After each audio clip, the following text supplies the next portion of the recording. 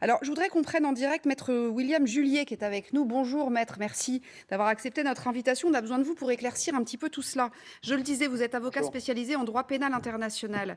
Déjà, comment elles sont décidées, ces sanctions, par qui? Par les États? Non, les sanctions dont on parle ici pour la Russie sont décidées par le Conseil de l'Union européenne.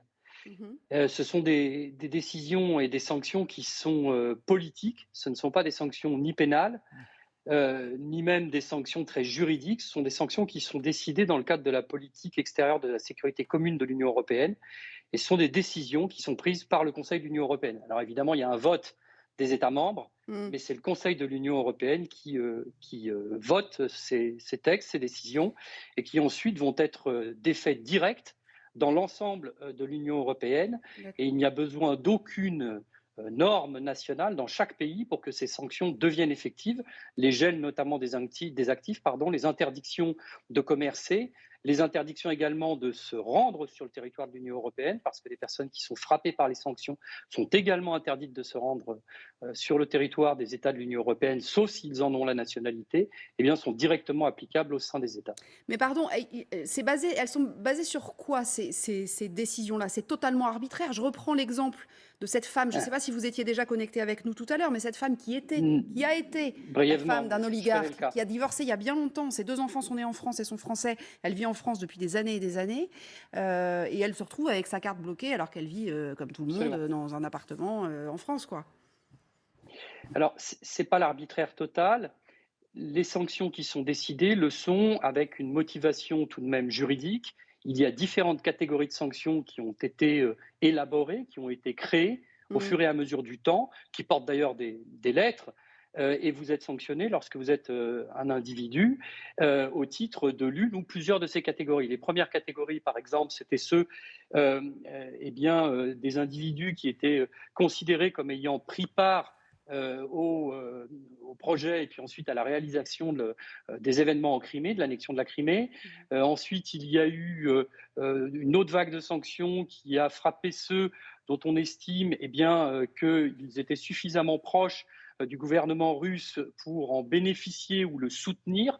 Et puis, il y a une dernière catégorie de sanctions qui est encore plus large, encore plus vaste, peut-être parmi celles les plus critiquables, qui permet de sanctionner, et là le critère est extrêmement précisément défini, toute personne, tout homme d'affaires influent, leading business person, on dit en anglais, sans qu'il y ait le moindre rapport Mm. de bénéficier ou de supporter le gouvernement russe. Et il y a là, à mon sens, un problème de légalité concernant Ouais, c'est notamment ça.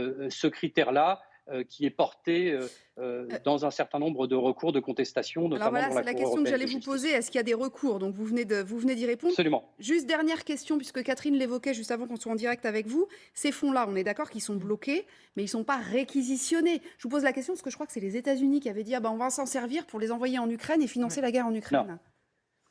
non, à ce stade, ce sont des décisions, comme je le disais, qui sont politiques. Le but, et on pourra éventuellement discuter après, parce que ce qu'il est atteint ou pas, il semblerait qu'il ne le soit pas. Puis on a des exemples avec la Corée du Nord et avec l'Iran, où les sanctions se déroulent depuis des décennies et avec des résultats qui sont inexistants, ou Mm. voire même contre-productifs. Le but, c'est d'infléchir la position d'un gouvernement pour aider à stopper ce conflit.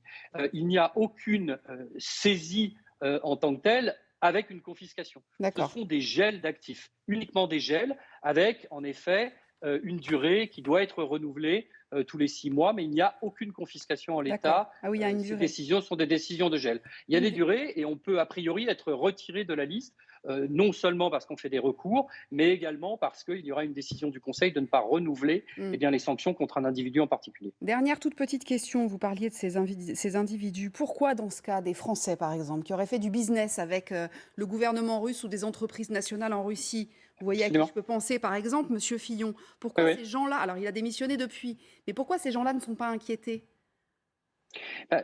J'allais y venir. On conseille, nous autres avocats, un certain nombre d'entreprises, mais aussi des individus visés par ces sanctions-là.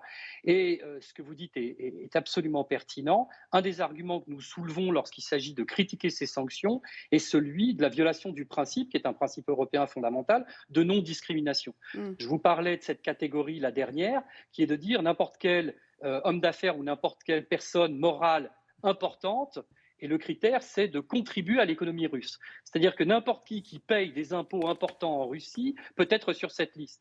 Mais il y a a priori des oligarques qui ne sont pas aussi importants peut-être que d'autres, dont les contributions aux caisses de l'État russe sont inférieures à celles d'un grand nombre de sociétés étrangères ou d'individus peut-être même étrangers, qui contribuent plus mais qui ne sont pas sanctionnés. Et il y a là, en effet, vous avez raison, me semble-t-il, un problème de légalité qui pour le moment n'a pas été tranché par la Cour européenne de justice, mais qui sans doute va l'être dans les semaines et les mois à venir sur un certain Ouais. nombre de recours. Eh bien, écoutez, maître, merci beaucoup. On a tout compris. C'est intéressant parce que c'est vraiment des choses qu'on ne connaît pas et dont on avait besoin d'avoir, sur lesquelles on avait besoin d'avoir des éclaircissements.